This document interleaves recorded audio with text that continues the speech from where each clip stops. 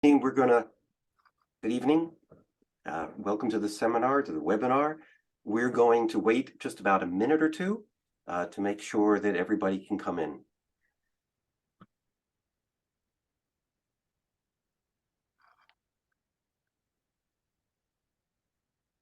If we're going to be recording this session, so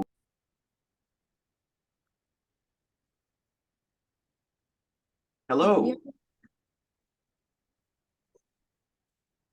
Hello, and welcome to tonight's webinar, Creating Sustainable Systems, Soil, Carbon, and Food. My name is Steve Miller. I'm a member of 350 Massachusetts. This webinar is the last of 3 in a series entitled Evaluating Climate Solutions. The previous 2 were recorded, as this one is being. So links to all 3 will be included in the follow-up email that you'll receive within a few days. Thanks for joining us. The series has been organized in memory of Larry Rosenberg, a lifelong progressive activist. He was an early member of both 350 Massachusetts and the Massachusetts chapter of Elders Climate Action, both of which groups are behind this effort today. From Larry's union organizing work to his Central American solidarity efforts to his advocating for climate action, Larry's insights and enduring commitment made him a consistent contributor to positive change. His professional career included jobs in writing software for wind farms, leading an anti-military weapon proliferation research team, and supporting health-focused international development projects. Larry lived with lymphoma for years, but in 2020, his illness took a more aggressive turn and he died in May 2022. Larry was principled, but he is also a pragmatist who cast a critical eye on technology.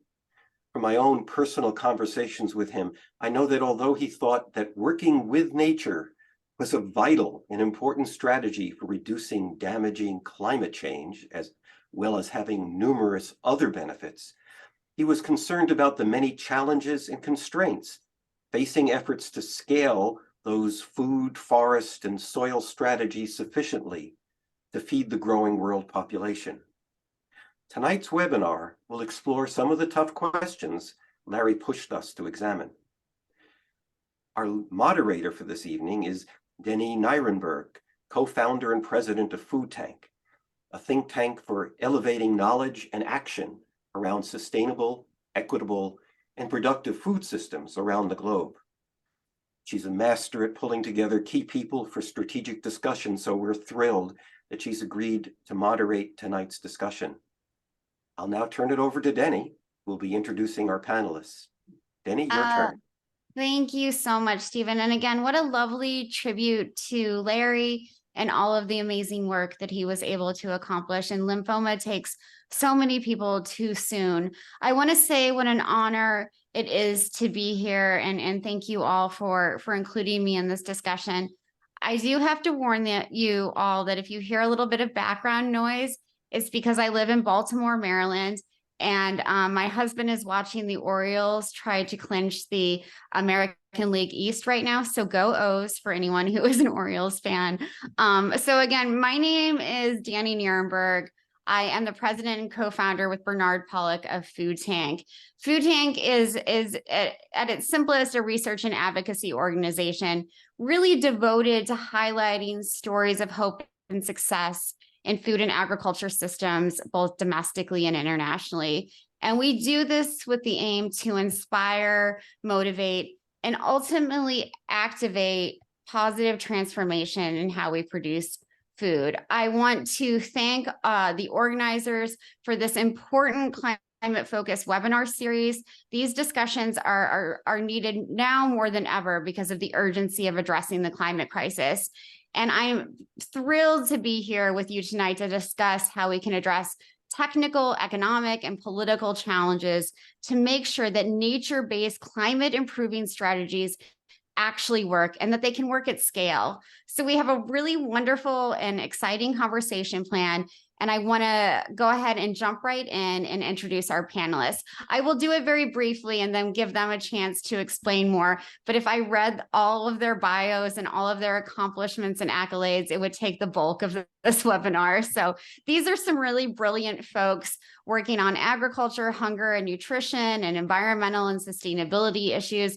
And really, it's an honor for me to be here and helping them have a discussion.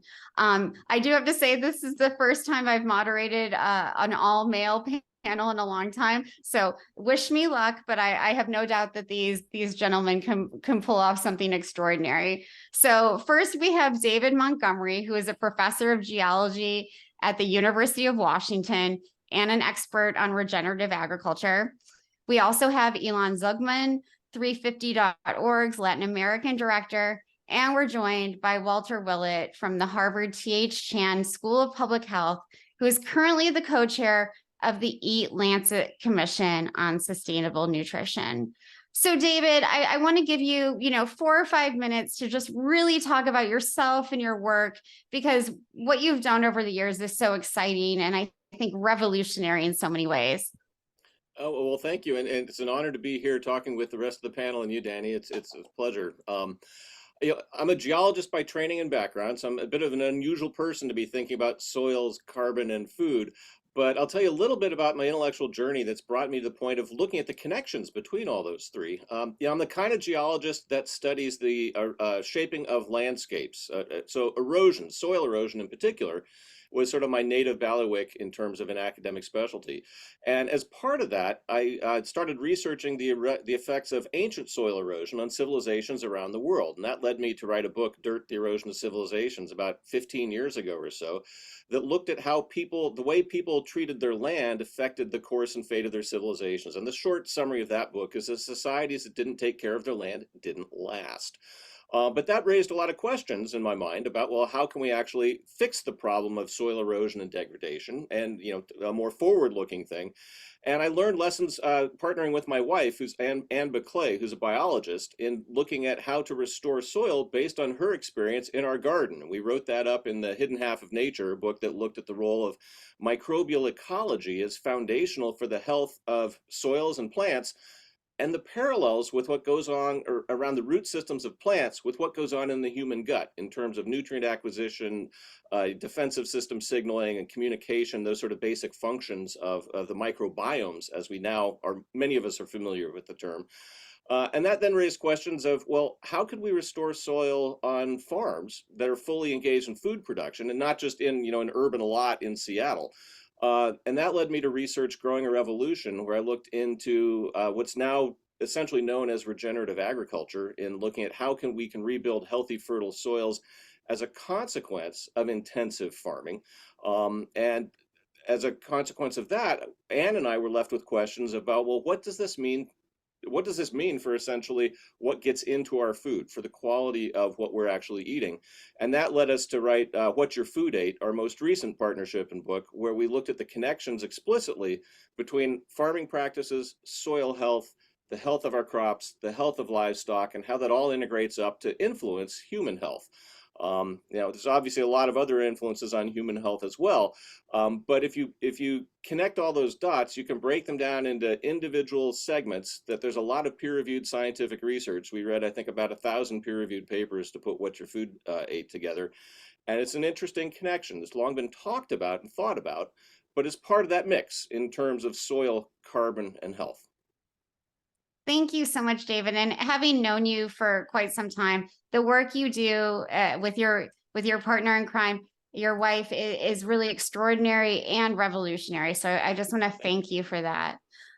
Next, I'm happy to have Ilan talk more about his work. Ilan is the only person on this panel that I don't personally know or have had a lot of interaction with, but I'm so excited because a lot of the work that you're doing is extraordinary and really exciting, and I'm happy to learn more about it. So the floor is yours.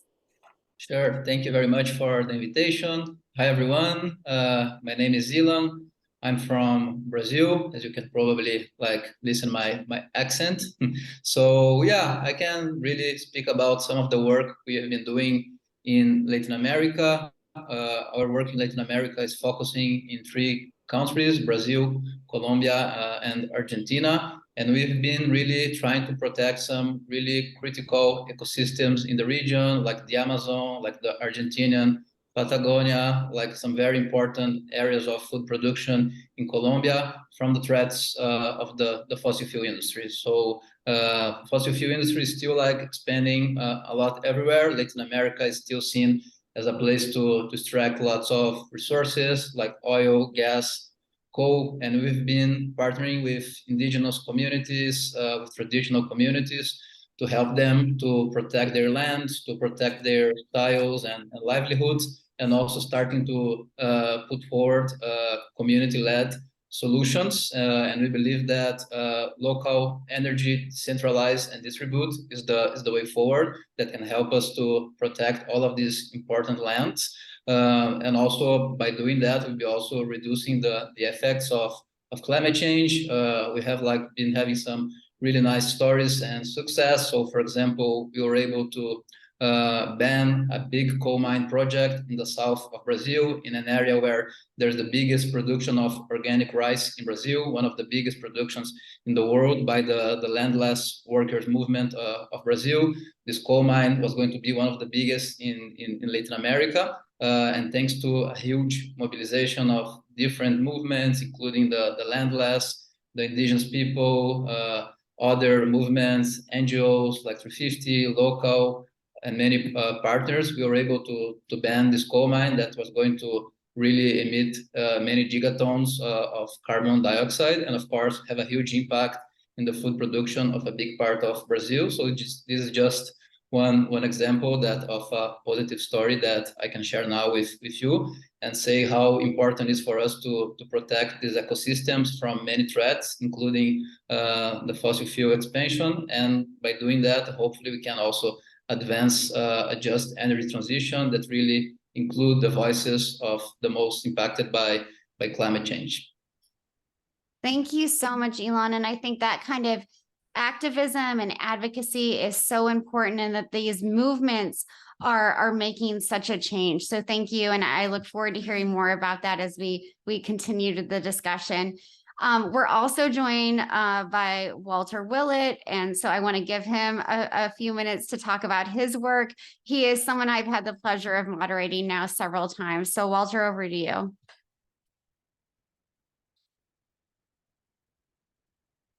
Unmute here. Yes, Danny's learned how to keep me under control. It took a lot of work. Thank you. And I think everybody is here tonight because we really understand that our current food systems, the food we eat, the way we produce our food is taking us seriously off track and leading to ecological disaster. It's very clear that the most important thing that we do is to essentially eliminate our use of fossil fuels during the next several decades. If we don't do that, nothing is going to work. But even if we do that, we will still be producing an excessive amount of greenhouse gas emissions and having adverse effects on many other environmental parameters too, such as water use, land use. As Danny mentioned, I chaired the EAT-Lancet Commission that published a report in 2019 on how it might be possible to feed what will be close to 10 billion people by 2050, a diet that is both healthy and sustainable. And after looking at the evidence, working with dozens of scientists from different disciplines, we did see that it could be possible, but just barely so, to feed, again, what will be close to 10 billion people a healthy and sustainable diet. The most important factor was going to be shifting what we eat, actually toward a more healthy plant-based diet. In other words, reducing primarily the amount of red meat consumption and limiting production and consumption of dairy foods. But there wasn't much wiggle room there, and just changing our diets wouldn't be enough. It would require changing the methods that we use to produce food, and also substantial reductions in food loss and food waste that occurs from the field all the way to what happens in our kitchens at home. Again, I'm co-chairing an update of the EAT-Lancet Commission. And the initial looks are that the challenge has increased because we've really not made, we haven't bent the curve since our report in 2019, either in fossil fuel emissions or in shifting diets appreciably. We are still very off track, and the fuse is getting shorter and shorter. That is ultimately leading to ecological disaster.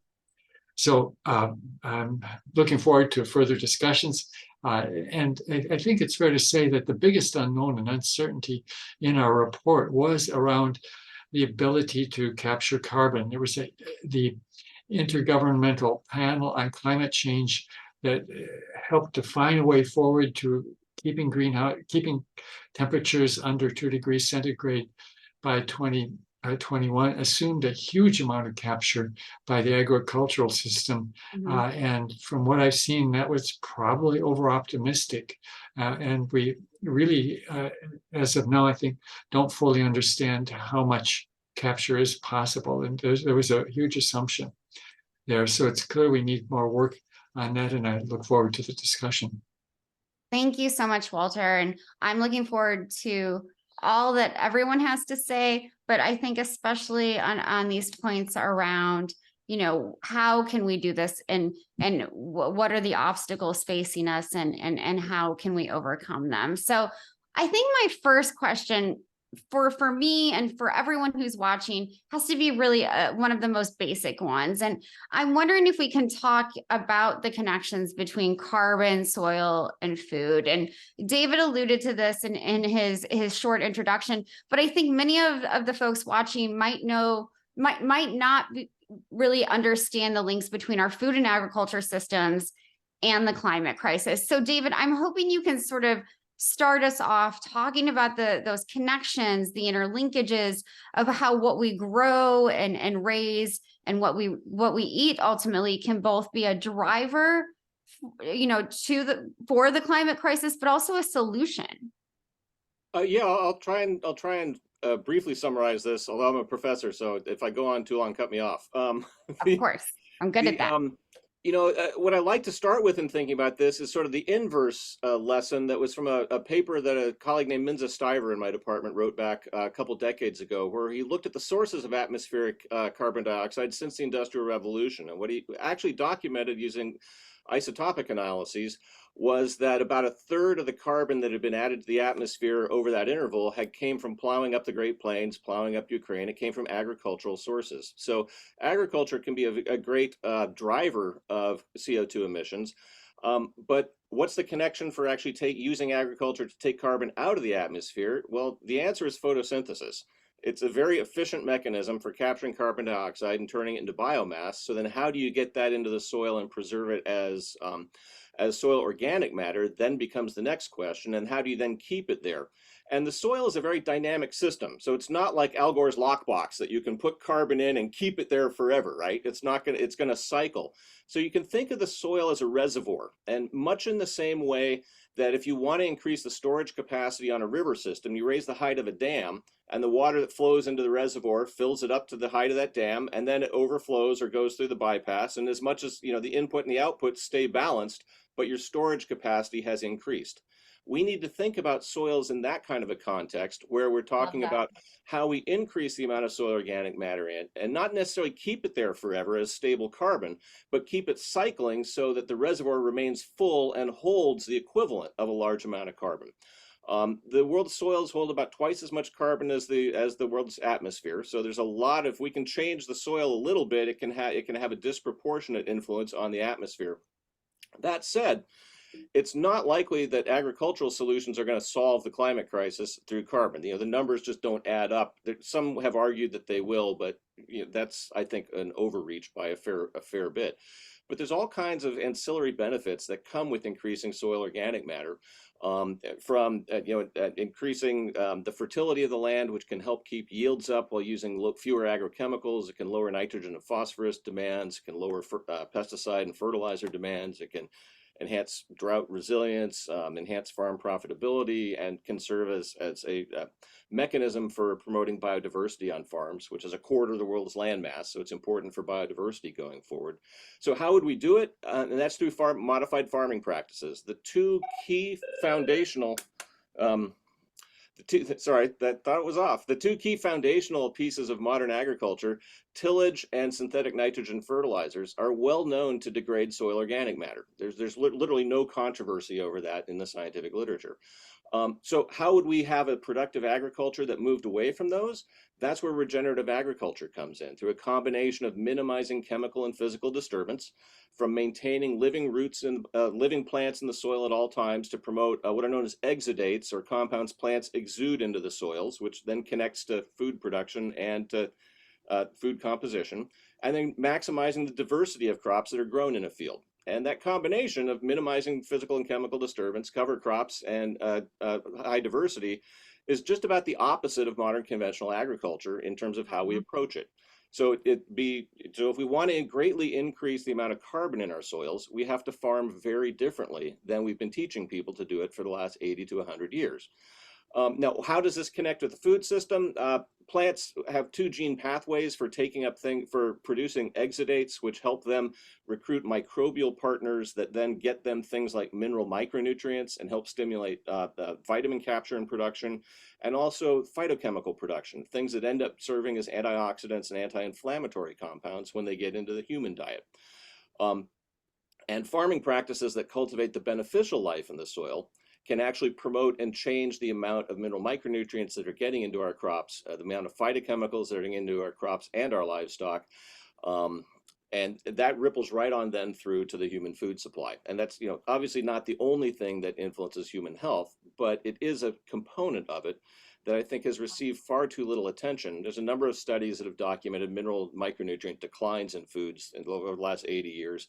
Much less is known about the declines in phytochemicals, but the comparisons we can do today that we've done show big differences depending on farming practices. So again, I warned you as a professor, and I could talk for a long time about all this stuff, but those kind of connections in terms of how we treat the land, how that affects the life in the soil, how that influences the composition and health of crops, and how that then integrates into what's in what we eat. So what I like to say is that, I agree with Walter completely that we need to think about what we eat as sort of the primary driver, but we then ought to think one step further back into terms of what our food ate and how we grow our food in terms of the quality of that food, so we can move beyond the problem of trying to feed the world and really try and land the question of how do we better nourish the world. Yeah, I think that is the question, right? Because we've been focusing on calories and amounts of food and yields for so long, and we haven't really thought about nourishing people. So Walter, that really makes me want to turn to you and talk about that nourishment aspect. I mean, David has described lots of interesting things, including the sort of side benefits of growing food differently for the climate, right? We're going to have nutritional benefits. We're going to have, better soils. But I think it's really important to talk about what's actually going to nourish people instead of just filling them up. You're absolutely right that the emphasis has been, until very recently, by the FAO and modern agricultural research, to improve yield, basically.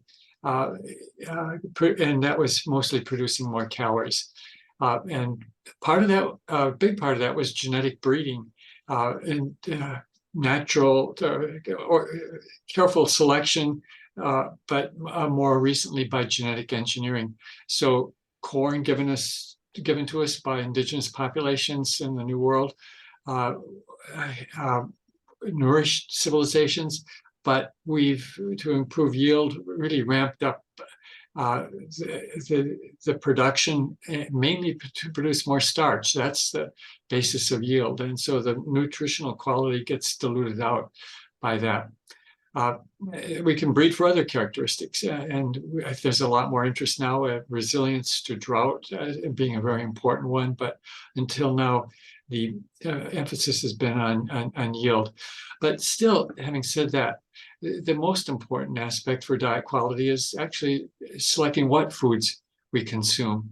And our agricultural system in this country and northern climates has been mainly focused around production of meat and dairy foods. And that's where the investments, the subsidies, investments in research subsidies have gone, and on producing the crops to feed to those animals. And that's very extremely inefficient conversion. There's various calculations on the efficiency of converting, say, corn and soy to beef. It's estimates of 20 to 50 to 1 ratios. It's just extremely inefficient. So the most important thing in the analyses of our commission was to limit consumption of meat and dairy products. They don't have to be zeroed out by any means, and there's a lot of flexibility there. But after putting lots of numbers down together, it really comes down to something pretty simple: limiting consumption of dairy to about 1 serving a day. But if we go much beyond that on a global basis, the numbers don't work in terms of a sustainable food system. And having about 1 serving a day of other animal source foods, with red meat being not more than about 1 serving per week, poultry another 1 or 2 servings, fish about 2 servings, a few eggs per week. So again, it comes down to something pretty simple: 1 + 1, and most people can get that. If someone wants to be a vegetarian or a vegan, that's also possible to do and be very healthy. But again, if we go much beyond that, those numbers for animal source foods are 1 + 1, the greenhouse gas emissions can't be contained adequately to keep climate change under reasonable control. I can go into a lot more details, but still the most important thing is shifting, I say, the current US diet more toward plant-based, although if you look around the world, most of the world is not consuming even that amount of animal source food. So for a few places in the world, it actually might be some increased consumption, Southeast Asia and Sub-Saharan Africa, for example. But in those areas, diet is still far from adequate. Many of those populations are eating diets that are 70–80% of primary starchy staple. And for those to be healthy, it's going to be increased production of fruits, vegetables, legumes, and nuts. So it's hard to say. We can't really say increase or decrease. I try to use more of the words limits here. The good news is, if we make those shifts, that would be more sustainable. It would also be much healthier, both because of more production and consumption of healthy plant foods, and also reduced consumption in places like North America and Europe of animal source foods. And our estimates are that could reduce mortality by about 20 to 25% and prevent about 11 million deaths per year. Those are extraordinary numbers, Walter. And I wonder, and we can come back to this in a minute. I do want to remind people before we continue, please submit your questions in the Q&A function on Zoom. That'll be helpful for the discussion later. But, I think what you're saying, Walter, and please correct me if I'm wrong, because I am not as eloquent as you and when talking about these things. We can nourish more people with plant-forward diets, no matter where in the world that we're talking about. There are definitely places in the world that will benefit from increased animal food consumption in terms of better nutrition. But if we're looking at just sort of better nourishment for the ultimately 10 billion people who will be living on planet Earth, plant-forward diets are going to help us achieve that. Yes, absolutely. And that's often using that expression that plant-based by many people means vegan.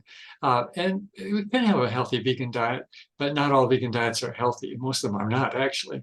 They're unbalanced. Another adjective has been flexitarian. And I sort of like that because this is about flexibility. There's a lot of different ways you can put together a healthy diet, but it would be plant-centric, plant-forward. And and maybe we can get into this in a little bit, but some of those plant-forward diets are going to include plants and crops that are more resilient to climate change and have, different abilities. And this is, Ilan, I want to go back to you. You work very closely with indigenous peoples all over Latin America and Brazil, Colombia, and Argentina. And I wonder if we can talk about how we're looking forward for diets for the future that are climate resilient is often by going back and understanding that indigenous peoples have been farming and creating foods in this way for centuries, but they have been under-recognized for those efforts. And I'm wondering if you can talk a little bit about, because you're a movement builder, why it's important to not only recognize and respect what indigenous cultures have been able to do, but to find ways to compensate them for it in different ways. Is that a fair question? Sure, that's a good one. And if we take a closer look of some of the most protected areas of Latin America, maybe across the planet, these areas are the areas where indigenous people are still living. They've been there for thousands and thousands of years, living with the nature, with like very small amount of impacts, leaving a very small carbon footprint. And then we came, right? We came with all of the revolution, the industries, and now we are threatening this style of indigenous people. So I believe we have so much to learn from them. And in my opinion, it's great when we can align the indigenous knowledge with the Western knowledge to put up solutions. There's some really good examples in Brazil where scientists are working very close with indigenous people to learn why some areas are healthier than others.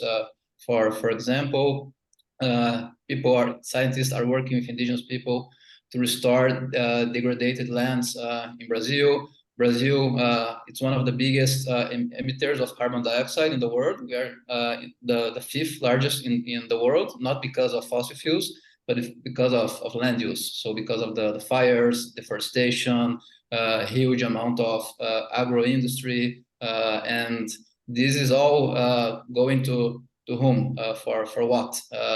I think like we produce so much food. Brazil is one of the biggest food producers in the world. We export lots of food, but we still are not able to tackle our own situation in the country where millions of people don't have access to food, millions of people don't have what to eat. So I think we are missing some really good opportunities to really go back, reflect to our origins, learn from the indigenous people, because myself, like I'm always like traveling and visiting their areas, and every time I go there, I learn so much from them. So I really think we should invest more time on it and develop more projects in partnerships with scientists and indigenous people. Now there's also some projects trying to implement renewable energy with agroecology in many parts of Brazil, so we can have like some very small impacts for nature. And I think, yeah, that's a very important moment of our planet, and we really should respect more these people that were here way before us. Right. I think, and we can come back to this maybe later in the discussion. I think what we're terming in a lot of ways as regenerative agriculture is actually indigenous agricultural practices that have been used for centuries. But you really bring up some interesting points for me, Ilan. One is this idea of the combination of high and low technologies. The second is participatory research, which I think is becoming more and more clear that if we're not working with communities, if researchers and scientists aren't working directly with communities, a lot of these things won't work. And so I'm wondering if you could talk a little bit about that, why that participatory element is so needed, and how high and low tech can be combined in a way that is effective for both people and the planet. Sure. Well, we saw like times where scientists and other like people decided to go and start develop like really big projects in the middle of nature and deforesting things, and things didn't go well for them. There were like many impacts. There were accidents. There were like erosions, floods. There are many parts of Brazil now that are suffering lots of climate impacts because we simply didn't respect what was happening there before. We didn't follow the warnings for the people that were living in the land before. So now we're suffering with the consequences. Of course, the extreme weather events are getting stronger and stronger because of climate change. But for example, in areas of Brazil is one of the countries with the largest amount of mangroves that are really important to absorb carbon emissions, to protect the coasts. And what many people in Brazil did, they destroyed these mangroves. So these coastal cities are now suffering with floods, and there were several warnings from the artisanal fishermen, for example. Don't remove the mangrove. There were warnings from riverine communities, please keep the mangroves, but money sometimes talks higher than communities, and this development simply is putting in risk like many cities in Brazil. And now we're trying to restore it, right? We're trying to bring back the mangroves. We're trying to bring back the vegetation that protect the beaches, and of course it's way harder to restore something that was damaged. Sometimes it's polluted, it's contaminated, so it's possible to do it. Of course it is, but it's going to be more expensive. If we should keep things as it is, we would like still be having the ecosystem services that are so important. So yeah, we really need to hear more these people that have a very intimate relationship with nature. Absolutely. And I think that brings me back to Walter, because Walter, I've been really impressed with the evolution of the EAT-Lancet work. I think in 2019, it was an extraordinary endeavor and effort bringing together hundreds and hundreds of scientists from all over the world. But at that time, maybe that cultural element wasn't brought in as much as it could have been, but there are extenuating circumstances for that. I think now what EAT-Lancet is trying to do, and correct me if I'm wrong, Walter, because I don't know all the ins and outs, but it's bringing in the sort of the ways that people eat in different parts of the world, and how, it's not just the Mediterranean diet, which has been, applauded as the diet we should all follow, but that doesn't fit for every community or every culture. But now I think what you're doing is you're able to look at how people can eat in different parts of the world that is, again, good for human health and good for the health of the planet. Yeah, that's right. The Mediterranean diet's been really important because that's been by far the best studied traditional diet, both in terms of what the diet was and also the health consequences. But what we've learned enough about the elements of the Mediterranean diet that does allow us to translate that to other cultures that would have different foods, different flavors, different traditions, and be quite confident that we can have this similar health benefits as well as environmental benefits. So quite a bit of our effort on the update of the EAT-Lancet will be, as you say, looking at different ways that different cultures can incorporate both health and sustainability. And probably the best starting point for any place is their traditional culture, their traditional diets. But we do need to look at almost all of them with a scientific lens as well, because few of them are optimal in every dimension. In Asia, for example, most of the diets are now refined starches. People call that tradition. Not what they were eating 300 years ago. They were eating much more whole grains, but people think of their traditional diet as white rice, and usually with a lot of sodium as well, which was often necessary for preservation purposes. So traditionally, people all had to eat locally. There wasn't much choice, and they had to use the foods that could be produced in that area and develop preservation methods, especially if they lived in colder climates and where food wasn't available. Just to sort of echo what Ilan was saying it's really sobering to step back and realize that in North America, where we live, indigenous people lived here for thousands of years and lived in harmony with nature. Life was sustainable. The food systems were sustainable and thoughtful. It wasn't just haphazard. There was very great attention given to protecting nature, realizing that nature was providing essential food. And we need to look at that and learn carefully and learn as much as we possibly can. But that said, we can't just go back to those food systems because whether we like it or not, we're trying to support probably 10 or 20 times as many people on that same land as lived in North America and most indigenous areas a couple of centuries ago. So that's why we need to learn as much as we can about protecting our environment, but we will need to use technology and science to be able to support in a healthy and sustainable way many times the number of people that we have basically supported by exploiting the environment in a destructive manner.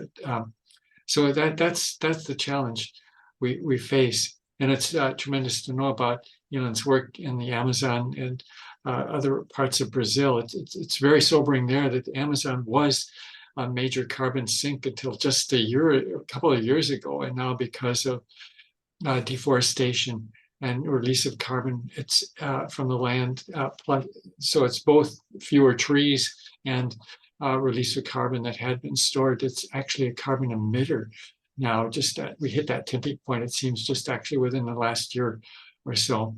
It's sobering that the negative changes have been so rapid.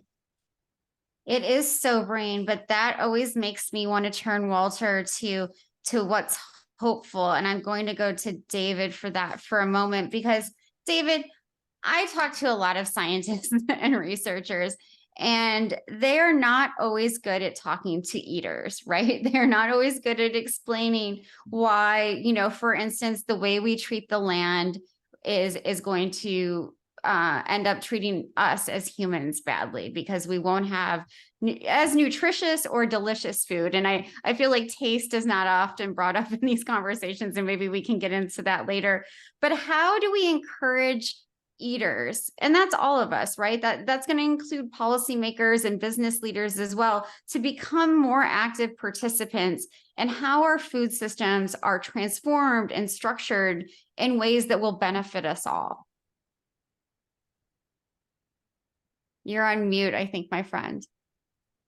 That's okay, because that's a big question to ask a geologist. I'm not going to claim to have all the answers to that question, but I think one of the challenges that we do face is that when you walk into a grocery store in the westernized world, you don't get much information on how your food is actually grown, which kind of breaks the connection between how you might choose to eat, what you choose to eat, and how you would want to choose to have it grown.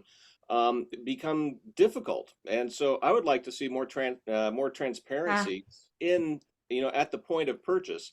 And there's nothing that says that a healthy diet has to be an expensive diet. And I could talk to you about the review paper we did on organic versus conventional foods and other things like that.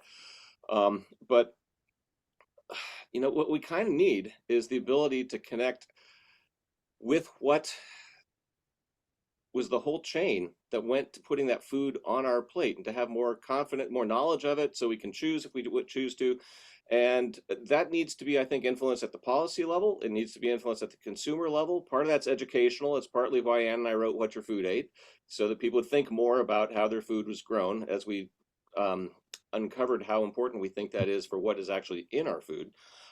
But also we should be thinking about the sort of the geographical contingencies of where our food is actually raised. Because with the example of like animal products that Walter was bringing up, there are geographies in the world where producing animal products is probably actually the most efficient way to produce food for people over the long run, and probably the health, and it can be done in a healthier manner. The baked-in assumption of most analyses of global food production today basically assume that animal production will be done using feedlots and feeding corn and soy derived feeds, which is totally inefficient, for all the reasons Walter was espousing. That there's not sustainable, full stop. Right. But there's other ways to actually raise animal products. And there was an interesting paper that came out a few years back that looked at what if we were to take for every county in the United States and take the livestock that are then shipped off to feedlots and instead disperse them on farms and use them to manure fields. We could almost eliminate nitrogen fertilizer use and have essentially more grass-fed meat and dairy, which definitely changes the fat profile of what gets into our meat and dairy in a direction that is more healthful. Now, I'm not quibbling with the idea that we should eat less meat and dairy in the westernized world. I totally back that conclusion. But we could raise it, if we raised it much better, it would have a very different footprint, both environmentally, and there are places, there's ranches I've been on that are essentially serving as carbon sinks now that are raising livestock. It's the feedlots that are actually really the big problem with animal production globally. And I've kind of wandered from your point, but No. I think these things are very important for eaters to know, because not every eater knows that most of their meat is grown on a feedlot, right? And what that means for their own health and the health of the environment, especially in places like the Amazon. Yeah, and the Amazon is a really interesting example. It's one of the few places on Earth that you can actually point to where some of the indigenous practices actually built really healthy, fertile soils. I mean, I've been to the Amazon, done scientific research down there on geology, but one of the things you notice is that the native soils don't have much organic matter in them.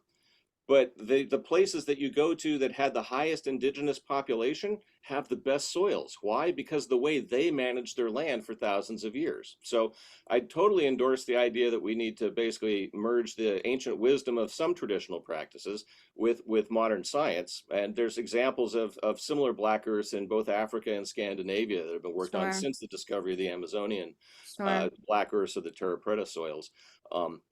But there's also plenty of examples in the historical record that I wrote about in Dirt that where traditional societies degraded their land. They did it very slowly. And the trick is now for us to figure out the lessons from those past societies and the wisdom of many traditional practices and merge that with our modern science in ways that leave the land better off as a consequence of farming. And I'm convinced we can do it because I've been on enough farms around the world where I've seen it happen. The challenge really is how do you get that to spread so that what we consider conventional agriculture today gets replaced by a more sustainable style of agriculture that's going to have to be tailored to the geography and the culture and the technology that's available in different parts of the world. And one of the advantages of these regenerative techniques that involve greater diversity in cropping is that should lead to greater diversity in our diet. The flip side of that is if we want farmers to grow a greater diversity of crops, we need to eat a greater diversity of food. They have to sell their products. Right. Yeah, that's where eaters and education and awareness come in. And maybe we can get into more of that later in the Q&A. Ilan, David brought up a very important point for me, which is transparency. And I know you were at Climate Week in the UN General Assembly in New York last week. And one of the conversations that I moderated, Ilan, was discussing conversion-free and deforestation-free supply chains for both beef and leather.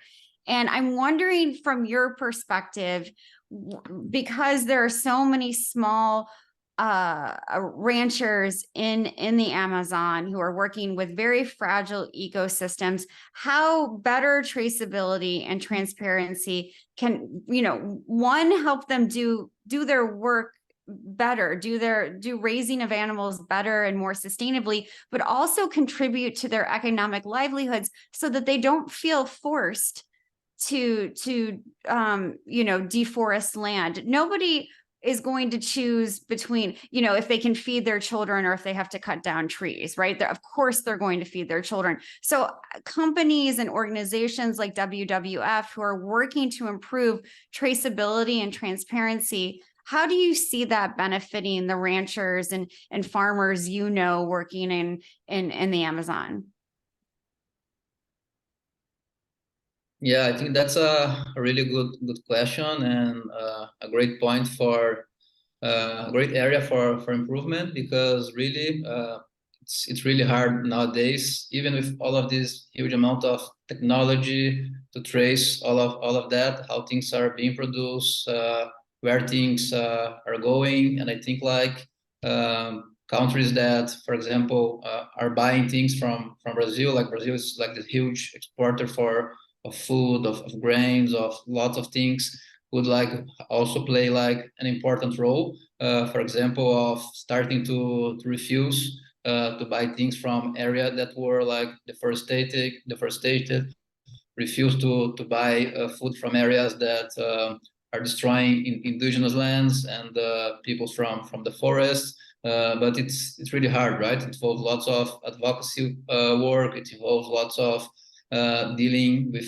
big companies, but at the same time with these small ranchers that are also very dangerous sometimes. There's the Amazon now became like a very violent place. It's very sad to say that, but Latin America is the country where we have the highest rates of killing activists in the world. Colombia is the first, Brazil second, Mexico is always there. So we need like really to improve the situation in this huge forest. And I think the countries that are buying this food from Brazil can do a lot. But of course, Brazil also has its own lessons to improve. We had like some really hard years of a right-wing government with Bolsonaro. Now we have a new government that's trying to fix some things, especially reduce the deforestation rates and the criminality around the Amazon.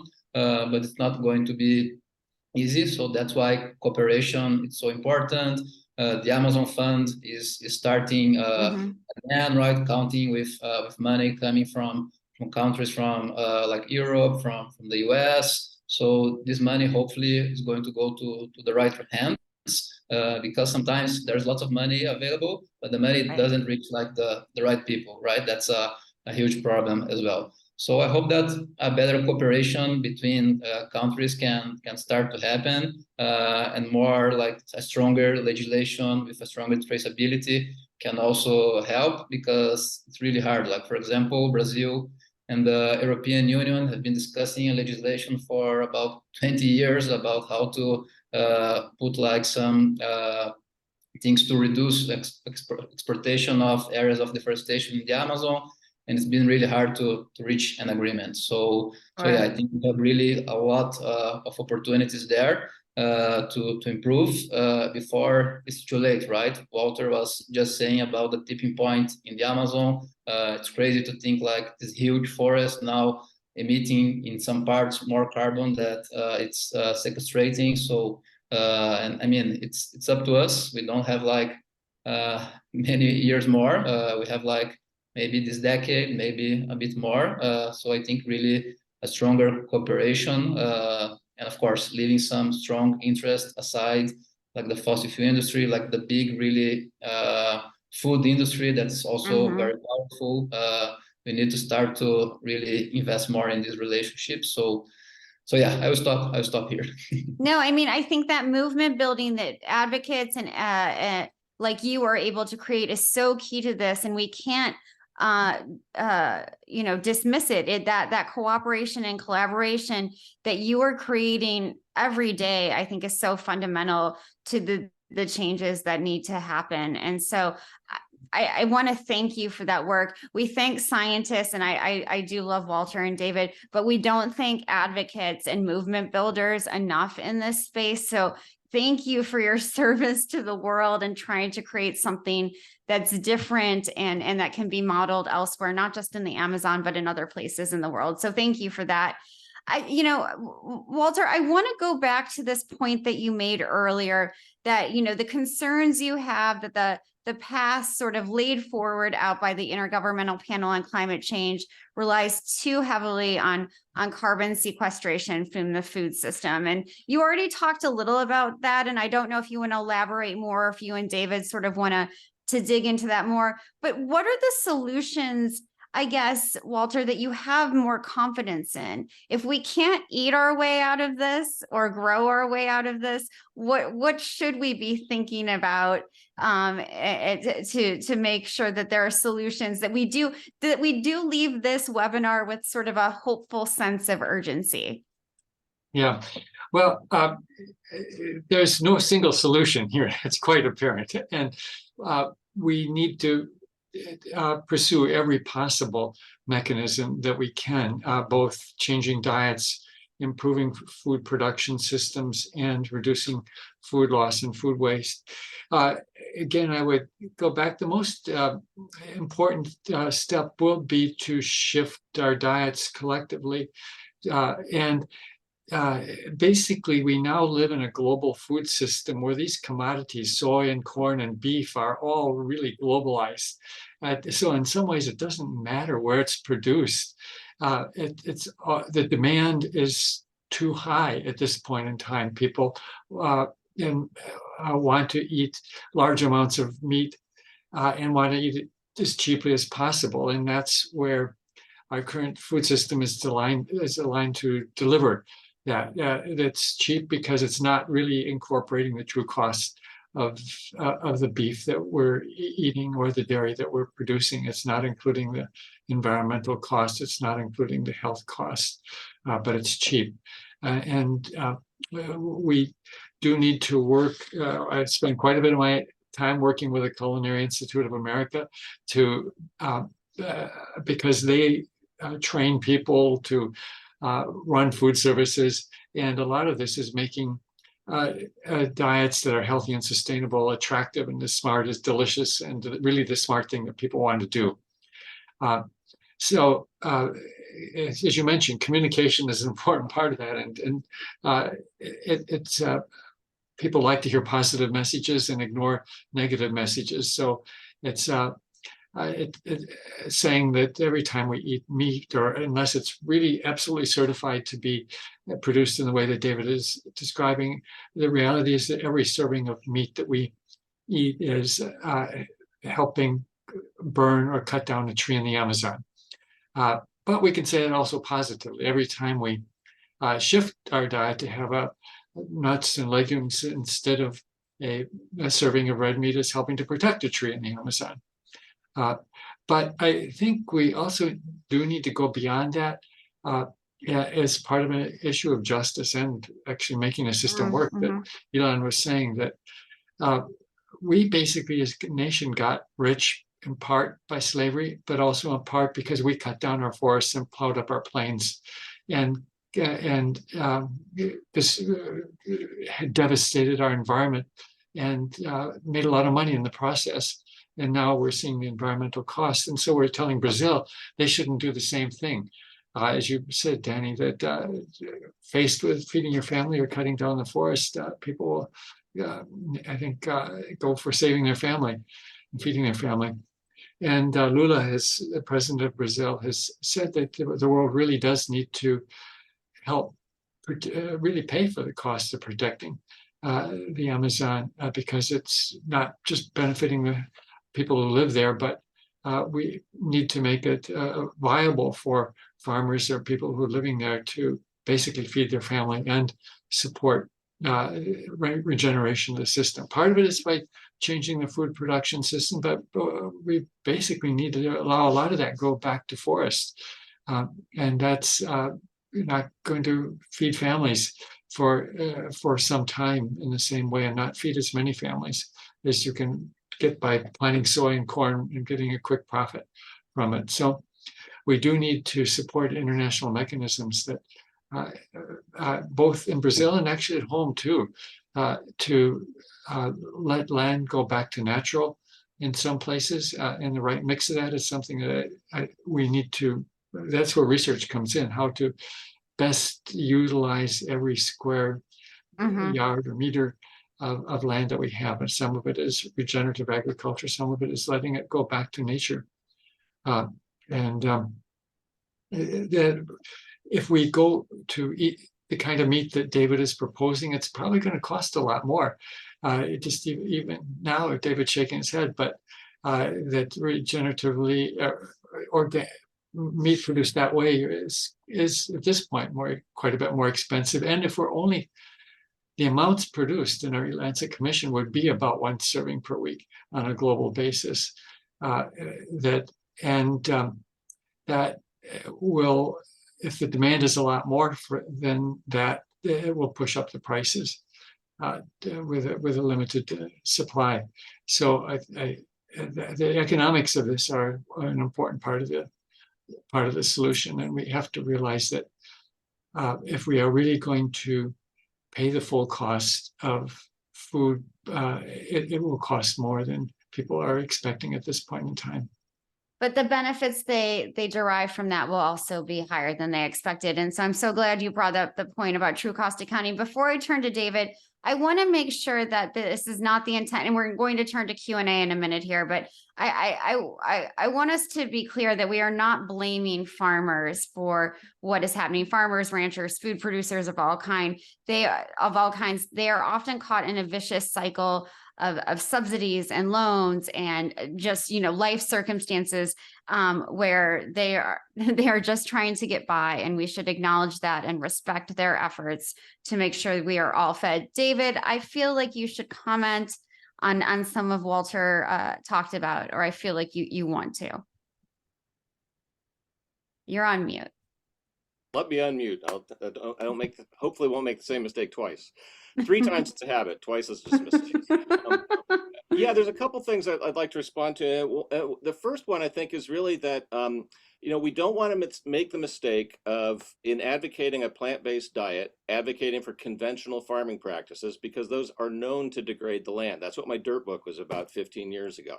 So if you basically compare both, the environmental footprint of conventionally raised corn and soy, and you then compare it with a very well managed regenerative grazing operation in a native grassland, so not something that cut a forest down. Anyone who cuts a forest down to raise cows is not sustainable, period. But there's a lot of geographical contingency. I keep going back to this point as a geologist, that the geography of things actually matters to how we frame them and argue for them and how we analyze them. And so I'll just make that point, that a plant-based diet that destroys the soil is not a sustainable diet. So we have to fix both the plant-based and the animal husbandry-based portions of the human diet for whatever mix we're going to have going forward. Sure. They both need serious reform. And I like what Walter's saying about the balancing of that. In terms of the production costs, this is where I've actually become an optimist, is that in interviewing farmers for writing Growing a Revolution, what I found was that the regenerative farmers who had gone through the process of actually restoring their soil and its fertility so reduced their fertilizer costs, so reduced their pesticide use and costs, and so reduced their diesel costs, and those are the 3 big costs on most North American operations, that their production costs were comparable to or lower than those of their conventional neighbors, but their on-farm profits were higher because there's demand for their product from people who wanted a perceived better product, so that they had lower expenses and they had higher income. It was a recipe for more profitable farm. The economics and the opportunity for the economics and environmental benefits to line up on this issue, to me, I think are one of the big underappreciated aspects of it, because the low cost of our heavily subsidized staple commodities, the corn, the soy, the way beef is raised, those are incredibly subsidized. If you took the subsidies away, the regenerative cost of production would be comparable or lower pretty much off the bat. And I was really quite astounded by how rapidly farmers could start to restore fertility to their land. We're talking years, not decades or centuries. And as a geologist, I'm perfectly happy talking centuries. But, if we could, there was a study that we did comparing 20 regenerative and conventional farms, literally side-by-side operations across the US from Connecticut to California, where we had them grow, we basically had them grow the same crops on neighboring fields. And the regenerative farms had only been farmed regeneratively for 5 to 10 years. There's some of the original early adopters. And the soil organic matter content, the carbon content of their topsoils was roughly twice that of their conventional neighbors. Now, if you cloned that all around the world, you could get numbers that would make IPCC pretty happy. Now, we're not going to do that in the next couple years. This is like trying to steer a really huge ship here, right? And the soil is not an infinite sink for carbon anyway. You can only put so much into it before it re-equilibrates with the farming practices that are being used. But it could be used as a multi-decade scale carbon wedge in ways that would produce a whole lot of ancillary benefits if we took it seriously and if we tried to promote it across both our cropping and our livestock raising industries. Sure, sure. So Thank yeah, you, David. those are the Go key ahead. points that I wanted to follow up on. No, I appreciate that. Thank you. That's so helpful. I do want to turn to questions in just a moment, but Ilan, I want to give you a chance to have the final word, because I am sincerely someone who admires advocacy work in such an important way, and what you are trying to do in the Amazon, and it is incredibly important for all of us, whether we live in that region of the world or we don't. So I want you to have a chance to talk about, there are lots of, I meet them every day, lots of young folks who want to follow in the footsteps of people like you. And I wonder what advice you give them to be activists, advocates, people who are constantly working with communities and making sure that their voices are heard. Sure. Well, I am now 34 years old, and to be honest, I found like really my path a few years ago when I was about like 27, 28 years old. Took me a while to really understand what I really wanted to do, and I think my advice really to these young people that are now growing in a crazier and crazier world with like lots of information, opportunities. It's try to stay grounded, to find something that really moves you, to find something that you can really like feel your like heart beating stronger, you feel passionate, that you, I don't know, start sweating and feel the adrenaline rushing. I think that's really when this is what I wanted to do. And I think a really good way to do that is like to do volunteering, to offer like to I don't know, use your free time and go to weekends to help people, to help movements, or I don't know, to help animals if this is your thing.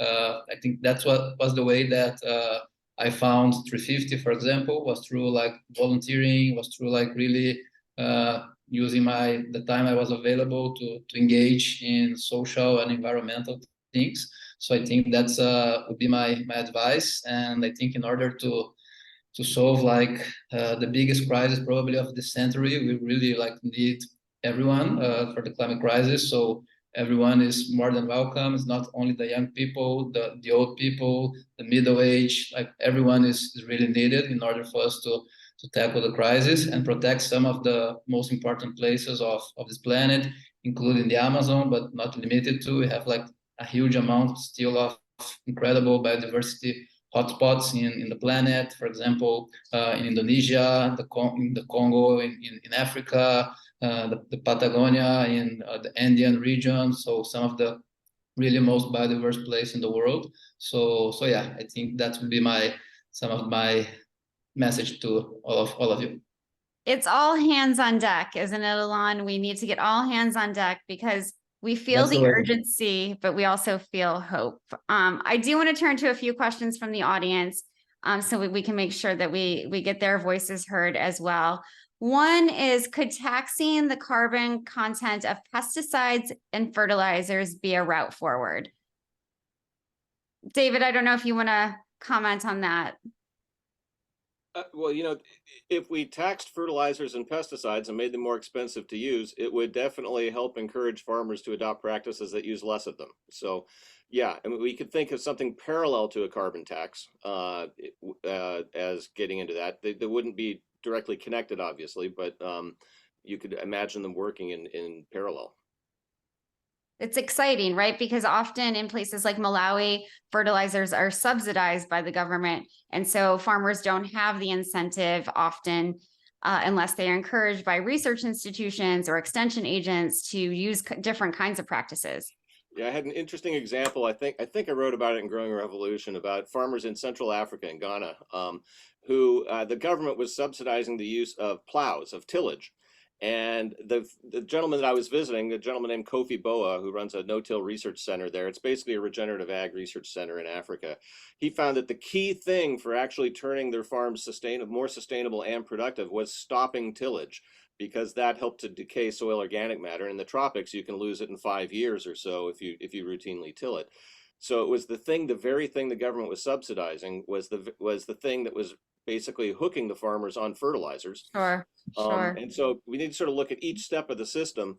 Now, if farmers are in a situation where they really need fertilizer to get started, that's a whole different issue. So again, context really comes into Right. play, where chemical fertilizers are not always bad in all contexts or settings, but the Absolutely. over-reliance on them over the long run can be catastrophic. Absolutely. Place-based, cultural-based solutions are what is going to hopefully get us out of the crisis that we are in. I think this is the final question I'd like to ask from the audience. Can speakers mention strategies that would move the global food system in a better direction? We've already alluded to some of that, but maybe like a final 30 seconds from all of you about what's going to move us in the right direction. Walter, could I start with you on that point? No, well, that's a risky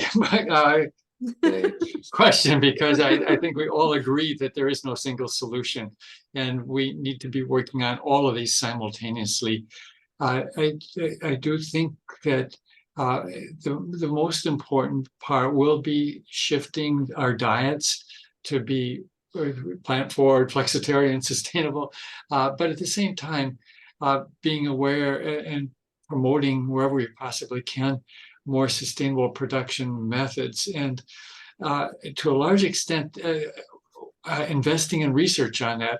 I think what I've been learning is that there is in part because this is so context specific, that there's no one single answer, and we need a network of research institutions and investment to learn how to do this in the best possible way. Bravo. I love that point. David.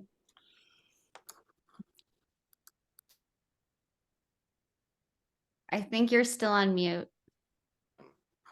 I think I did it the backwards way this time in true academic fashion. I very much agree with Walter's last point. One of the key points I made at the end of Growing a Revolution is that what we need in the United States, and I would argue globally, is a network of demonstration farms focused around learning how to achieve high outputs, high yields of more nutritious crops that will come with the territory, if they were focused on how to do that with healthier, more fertile soils, more carbon-rich soils. We do need a lot of research on that. And the places where I saw the most rapid adoption of regenerative farming techniques, anywhere I went in the world, were places where there had been a demonstration research farm that had made all the mistakes that needed to be made to figure out how to do it right. Yeah. Because once you know how to do it right in a region, you can teach people. And so that's a huge thing. I'm going to step back out to the 40,000 foot level. As a geologist, I'll take that prerogative and basically say that, what I think we really need in agriculture is a brand new philosophy of agriculture, focused on building soil health as the foundation for our agricultural productivity. And that's the book I'm working on right now, is basically how to frame that, how to think about that, because we basically don't think much about the soil. And when we do, we tend to think about it wrong. And we got a lot of it wrong in conventional agronomy over the last 100 years. But the pieces are starting to come together to actually offer a promising way forward for a new style of agriculture that based on a new philosophy of agriculture that would have that by itself won't solve the climate crisis, but that could help very much. There's actually an amazing amount of carbon that could be sequestered in the world's agricultural soils if we adopted these practices. But the hard part, I think, the big highest level thing, we could talk about subsidies, we could talk about consumer awareness, there's lots of things that we could talk about that are needed. But I think at the heart, what we need is a new philosophy of agriculture that basically recognizes that what's good for the land is good for us too. And not a political philosophy, not a social philosophy, but one rooted in the science of understanding of how all these connections flow from the way that we treat the land up to how the land treats us as individuals and societies through our food system. A new kind of agricultural revolution. And I do like your earlier point about learning from mistakes. If we don't make these mistakes and learn from them, we will not, have a future that is truly sustainable. Ilan, I promised to give you the last word earlier, so I'm doing it again. Wow. Okay. Well, I agree a lot with Walter and David were saying. I really like the the part David were mentioning about a new philosophy, what Walter was saying about like more research. I think these things speak so much about a very popular concept in Latin America called the Buen Vivir, which is basically that we really need to live in harmony with Mother Earth and really go back to our roots and understand our relationships, how we're treating each other. And the other thing I would like to say is also that I think we need to reduce the power of some of the bigger corporations in this planet. And an example that I can give you, in Brazil, for example, about 70 to 80% of the food that comes to the table of the Brazilians is from the small to medium producers. It's not coming from the big farms. So I think that would be like one of the final messages I would like to give. Thank you so much. Stephen, I will turn it over to you, but before I do that, I'd love to thank you again. I'd love to thank our panelists for expressing extraordinary comments throughout this panel. I've learned a lot. There's a nice cat coming across the screen. And I just really appreciate the insights of you all, because this is what we need to make the change that we all want to see in the world. So thank you again to the Elders Climate Action Massachusetts chapter. And again, Stephen, over to you. Thank you so much.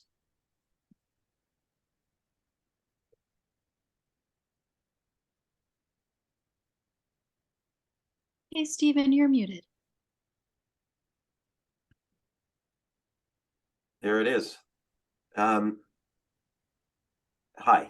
sorry about that. So thank you all. I found it, and this is an issue I've spent a lot of time reading and agitating around. I felt I learned, and I felt you all framed it in a way that didn't neglect the difficulties and yet ended up being hopeful. And Ilan, as a co-agitator for my whole life, I really appreciate the work you and people like you are doing. I think without that kind of pressure from below, the top never moves.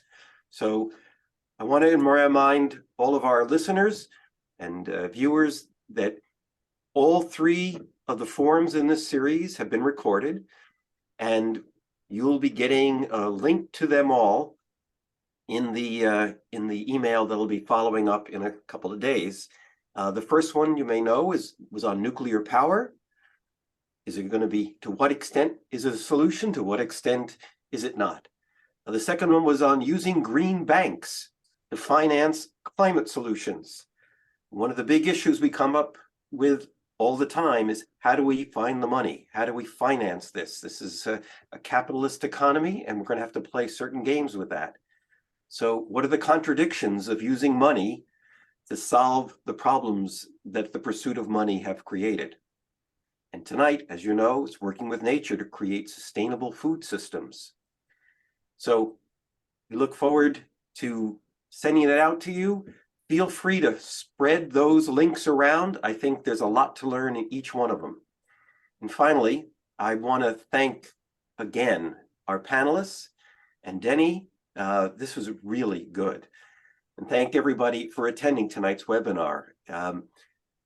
Also to the people behind the scenes, my co-conspirators who did the technical work and the organizing, who made this series a reality, and to Larry Rosenberg for his inspiration. My name is Steve Miller, and good night to everybody. Good luck.